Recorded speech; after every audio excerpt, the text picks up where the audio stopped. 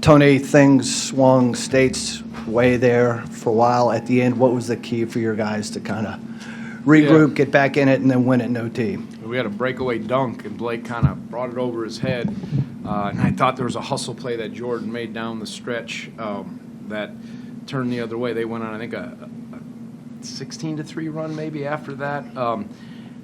Tane came in and gave us a great lift. I was so proud of him and happy for him. We've been using that don't grow weary in doing good in due time, and he found himself ready. You got two guys in Jordan Minor and Tane Murray who, a couple months ago, Bach and I were talking on the way here, or 3 months, he'd been like, well, I don't know where this is going to be, but look at the roles they both played because, Jordan was so physical with Burns. That was some bodies, leaning against each other and going at it hard, and you just look at the rebounding deal, and that's effort.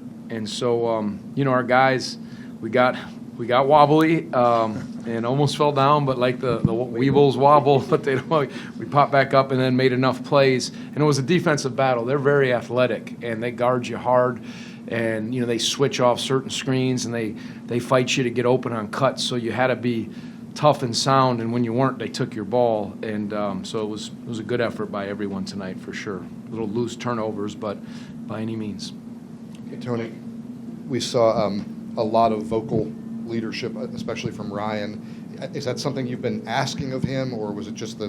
You mean at the end when he was celebrating, or not? But before that, Okay. there's a moment where he grabbed for Blake. Sure. And he apologized. And I didn't, honestly, I didn't hear him. I was just trying to get him. We need that. Yeah, he was all over. Ryan's activity was at an elite level, whether it was, again, altering shots. Let me look at his stat line. He had, 6 blocks, 12 rebounds. That was just his activity, Jordan's physicalness, and the lifts that we got were really important. So just to see he's really finding his way to impact the game. And he made a big free throw, and he's been struggling at the line, and both of them will look pretty good, but to make that one was big for us. And you can't, his enthusiasm and his passion, the crowd was terrific. That's as loud as it's been this year, and it was needed for us, so that's what home court is about. David Teal. Tony, in Raleigh, NC State, I think, averaged 1.2 points per possession, which is the most against you guys in 2 years. Other than Jordan, who's obviously a big difference in the lineup, did you defend them differently tonight? Yeah, we did. Schematically. Yeah, we thought we had to make some adjustments, and again, Jordan didn't play as much, so we obviously just where Burns catches the ball, a lot of times it's pretty far out. So if you run and double him, he's one of the better big band passers in our game or in our league for sure. And we weren't sharp on our traps there. A couple times it was good, but played a little more one-on-one and just did a few other things that we thought would keep us a little more connected. Now, Horn got going down the stretch, and they made some tough shots. Casey made a tough shot on the out-of-bounds play, and so we just kept saying, they got to earn, and again, sometimes 2s are better than 3s at certain points when you have a lead, and we just tried to, work that, but some adjustments, and I think we have improved and played it a little differently as well.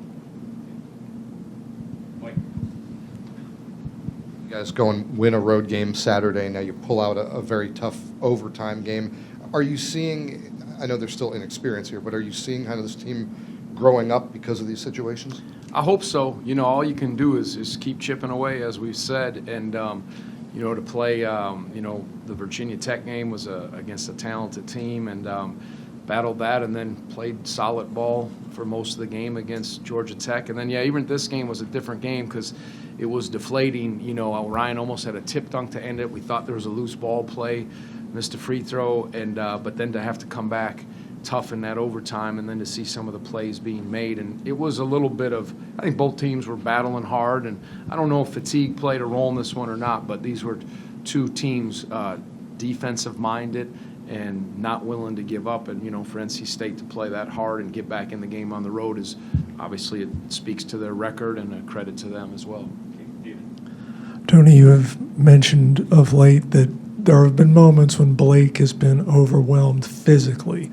down on the block. Tonight, he good. didn't seem to be as much. He had 8 boards. Yeah. I don't know if I've ever seen anyone so excited to catch an elbow to the face when he drew that foul. Yeah, and he played well, I thought, at Georgia Tech for sure, and I didn't mention him, but he gave us a big lift. And, Middlebrook is not a small guy either. And you're talking a first year against not sure what your Brooks is, but the physicality. But no, he was active. He made a couple plays. He's getting closer on some of those little floater shots, and that's what we saw early. Hopefully, he's getting his second win, but him and Jordan are a nice combination when you can use them in that regard. We've seen this a couple times where you build up a big lead and then you can't put it away. How did NC State get back in the game, and how do you avoid that in the future? Yeah, hey, we came out on the right end of it. I think they went on a 16-3 run. It's a game of runs. We missed some free throws. It could have salted it away, but they made some tough shots. We had a couple turnovers and a couple breakdowns that hurt us. Part of that is the inexperience. Part of it was the defensive pressure and playmaking of defensive playmaking.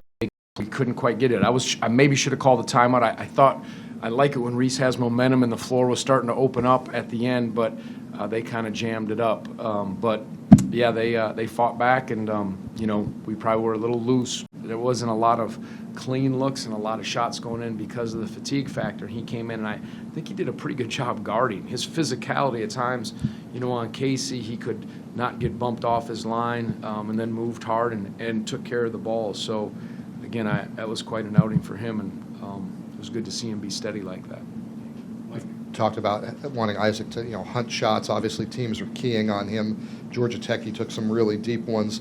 What did they do effectively on him tonight? Because he never got into a real rhythm. Yeah, you just watch. They would face guard him. They wouldn't let him come off screens. He had to move. We had a couple different offensive bases that gave him a little bit of freedom, and then they switch. And it's just one of those. You got to be able to make some plays. And Casey was very good on him defensively. Was physical, and hopefully Isaac will learn from that and grow from it. He had obviously still gave us a big bucket here and there, but they made it their aim to say he's going to earn everything, and we're going to get real physical with him. All right, thanks, Tony. Love to go to Keith next, and then